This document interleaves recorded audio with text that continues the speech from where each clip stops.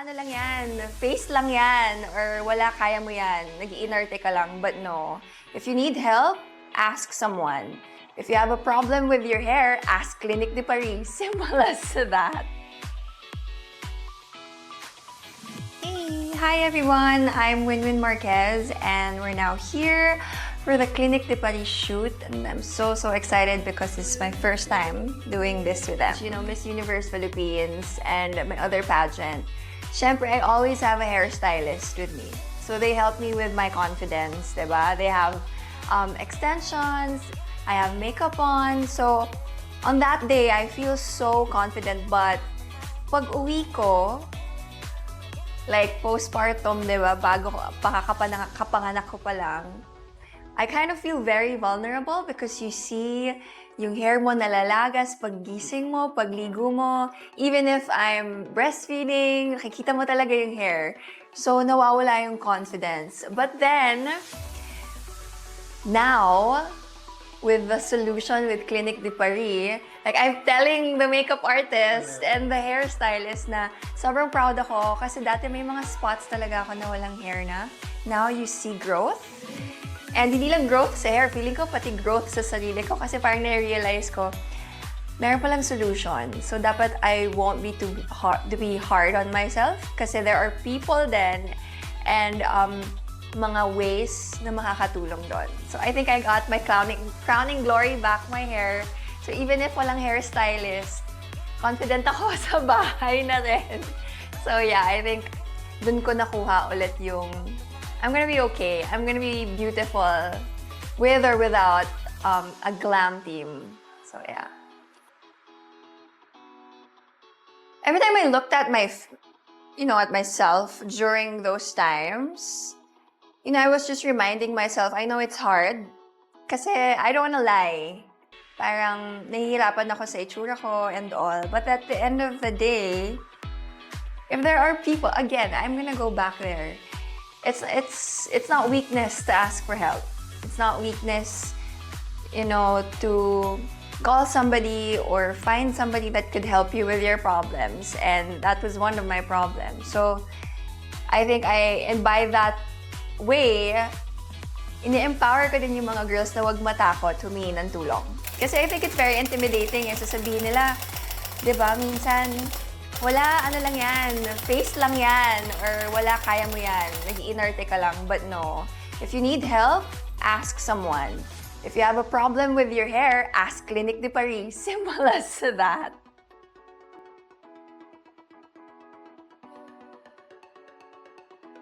Yeah, I'm feeling like myself, but more. I'm not scared to be judged because I know I'm myself again, and I'm happy, and I'm confident, and I don't need to explain myself.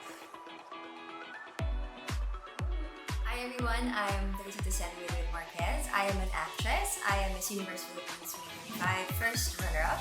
And I'm so happy to be here in Clinique de Paris. Actually, this is my first consultation with them. I've been, struggling with my hair loss ever since I gave birth. Postpartum, yun yung pinaka-reason ba't ako nandito. And I love how the doctors explain to me bakit siya nangyayari, lalo na pag postpartum. So of course, yung hormones namin up and down. So at least there's an explanation. And he told me there is a solution.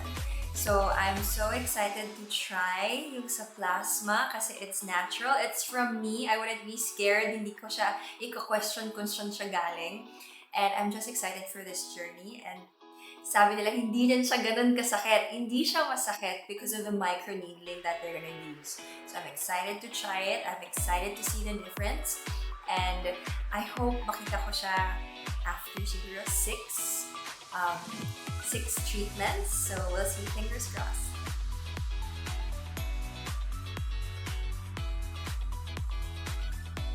Our hair is our crowning glory. And I'm still human, I still have my insecurities, and my hair is one of those. Before kasi I really have luscious hair, super kapal niya, pero I see it na unti-unting nawawala, and minsan yung insecurity ko, I always question, bakit ganito yung nangyayari, bakit ganito na lang yung hair ko.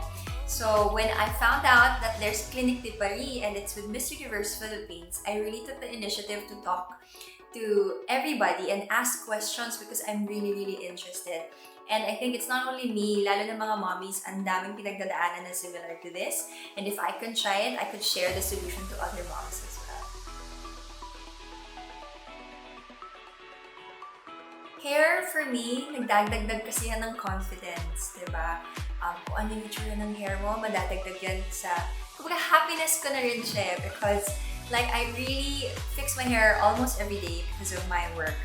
And I have to put extensions, ang daming kailangan pagdaanan. Alam ko rin nakakasira ng hair ko.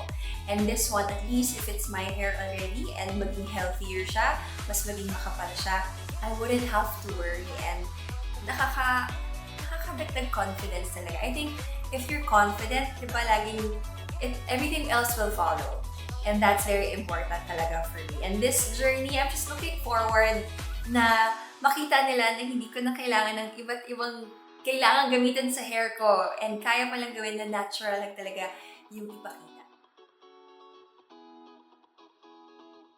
Yeah, like what you said, magaling tayo magtago, but we cannot do that all the time. We have to address it, and the perfect thing is there is a solution, and Clinique de Paris is here to address that and give you the solution.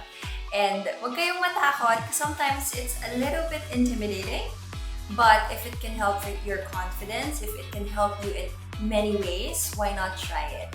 At least may solution na para sa mga buhok natin. Maging crowning glory natin bumalik sa atin.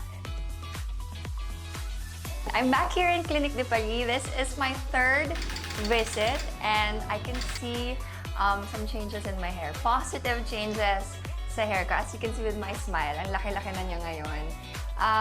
I really have to do my sessions religiously para makakita kayo ng effect talaga. As you can see, ang dami ng baby hair here. This is my problem area. I'm not insecure not to pull my hair up like this. I don't really put makeup anymore here kasi may mga baby hair nang lumalabas. And they told me after my third visit, I'll be coming back after 3 months. And I feel like parang binigyan ako ng medal na eto na, malapit na maging super okay ng buhok mo. And I'm just so excited to see yung full na talaga na maayos yung buhok ko and everything. But now I'm just so grateful for Clinique de Paris because my confidence is just shooting up because of them. There, you can see my hair here. This is my problem area. Look, you can see so much baby hair already. And on the other side, look at that. Dati, pag ginaganon ko ito, makikita mo na parang medyo wala na talaga siyang hair or konti na lang. And I put makeup on it. But now when I do this, look at that. There it is. You can see the small bits of hair. There. Super happy about it. Okay, so I'm doing the PMT. It looks scary at first, but actually it's painless. Hindi talaga siya masakit. It's very, very thin, and it's actually very therapeutic. Coming from me na madali akong kabahan sa mga ganyan, you won't feel anything. You'll actually just fall asleep. So there's no need to be scared. At the same time, you'll see results. Siguro mga 3 sessions, makikita nyo na, 2 to 3 sessions, makikita nyo na may improvement, makikita nyo na may tumutubong hair. Pero I suggest, if you do try this, do it religiously. Diba? You have to do it, talagang i-maintain mo siya. It's not like you do 1 session and then you end it. You really have to finish everything. You have to follow what the doctors tell you. Kasi sayang. Kasi like me, I follow everything. I do all the sessions. And here it is. Super confident with my hair already. I'm actually very grateful to Clinique de Paris for opening this kind of conversation postpartum. There's a lot of moms actually going through this, and sometimes they're not, very open because they're judged because of it. But now that it's out there, please do not be afraid, lalo na if you're experiencing changes in your body, especially, of course, hair loss is one part, diba, ng postpartum. So if you feel like you need help, if you feel like you need, a little bit of push na gawin yon, please do contact Clinique de Paris because they could actually help you. They could boost your confidence and bring back your crown as well. Hi everyone, again I am Winwyn Marquez. I have reclaimed my crown and you can reclaim yours.